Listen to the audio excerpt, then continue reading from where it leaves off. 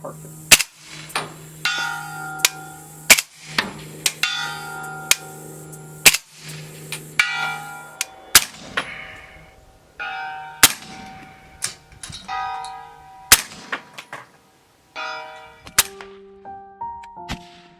The struggle is real. I know you felt it. It's out there. It's undeniable.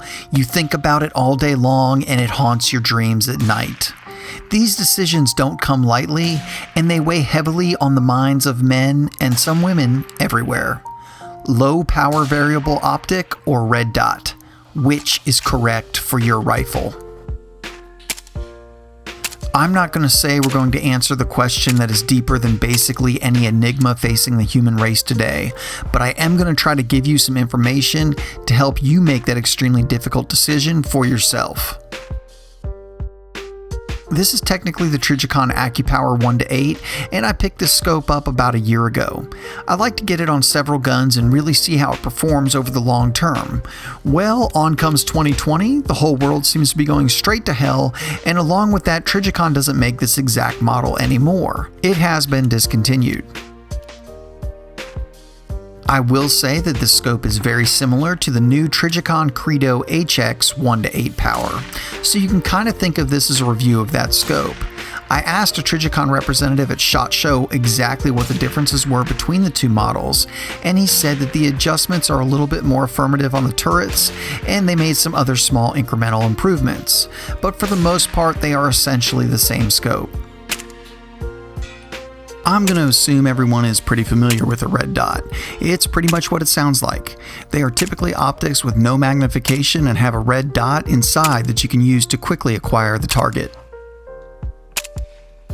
A low power variable optic, or LPVO, is a low power scope that lets you go from 1 or normal eyesight up to, in this case, 8 times more powerful than that, allowing you to zoom in and really place accurate shots at greater distances.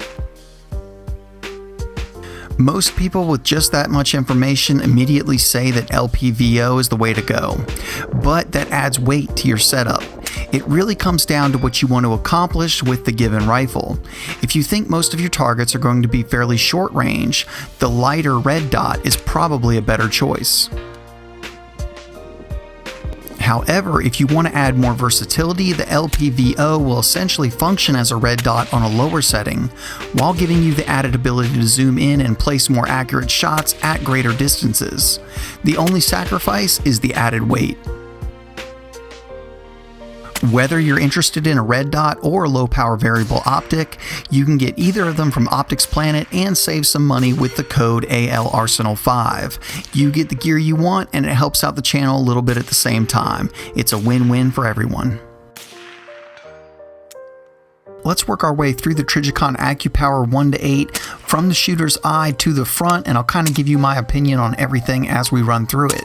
First off, you'll have the reticle focus ring, and it's also a good time to point out that this scope has a very generous and forgiving eye relief.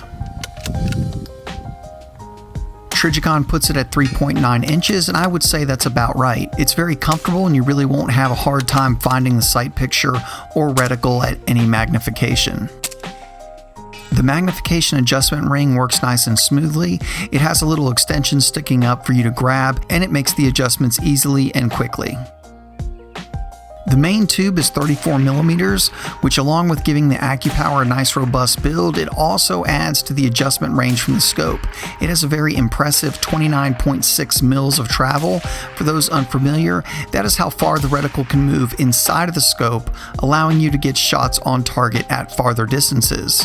The travel in this scope is very impressive for an LPVO. The whole turret system is really what sells me on this particular scope and possibly my favorite feature. First off, there are no caps. To make the adjustments, you just lift up, make the desired adjustment, and push back down. The turrets will only move when they are lifted up and are locked when they are pushed down, so there is no fear of them unintentionally being moved when not intended. I really like that these can be adjusted without taking any caps off, like many other LPVOs. They also zero without tools, which is another absolutely amazing feature. Just get the scope hitting where you want it, then remove the cap. Lift the turret to adjust the zero, and then retighten the cap. It's that easy, that intuitive, and most importantly, no tools. The turrets have 1/10 mil adjustments to let you very accurately dial in your adjustment. The turrets also have a really good feel and affirmative adjustment to them. On the left-hand side of the scope, you'll have the adjustments for brightness of the reticle, and there are 11 different brightness settings. The reticle itself is a segmented circle, and I am a huge fan of this reticle. Basically, on the one magnification, you'll get a reticle that can be used for quick target acquisition, functioning much like a red dot. As you blow it up to 8 power, you can really see the segmented circle better, and Trijicon also lights up the very center of the crosshair. I really like the reticle and how it functions throughout the span of the magnification, and it's easy to use throughout the span, which is really nice because sometimes with some LPVOs you get a reticle that works better on one side or the other of the power spectrum, but this one is nice all the way through. The reticle will be accurate throughout the magnification span because this is a first focal plane scope. I also want to add that this is not a small scope. It measures in at 10.8 inches long with a weight of 25 ounces. So while it is an excellent feature pack scope, all those features do add to the weight of your setup. I will also say that it was brought to my attention by a viewer that in comparison to some other scopes, the crosshair thickness in this particular scope is a little wider than some others. For him, it made some really precise shooting more difficult. I'll say I didn't have that problem and was able to make some pretty impressive shots with this scope. I also feel that the wider crosshair is helpful to acquire targets quicker, but I can see how it would cause an issue at greater distances. Just wanted to bring that to your attention, so if you think it might be an issue for you, you are aware of it. Lastly, I want to point out the 28mm objective lens. If you used other LPVOs, you may know that one limitation is on the highest power setting you get a fairly narrow field of view.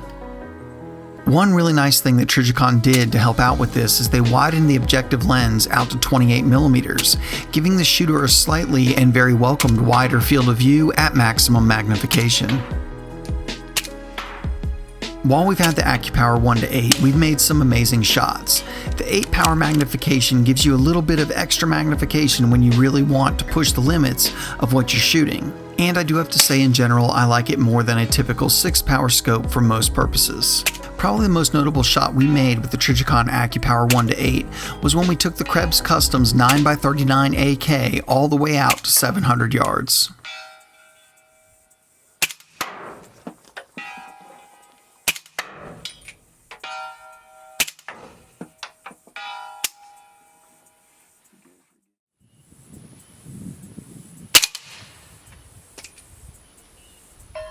Oh yeah. It almost looked like the bullet bounced off hole.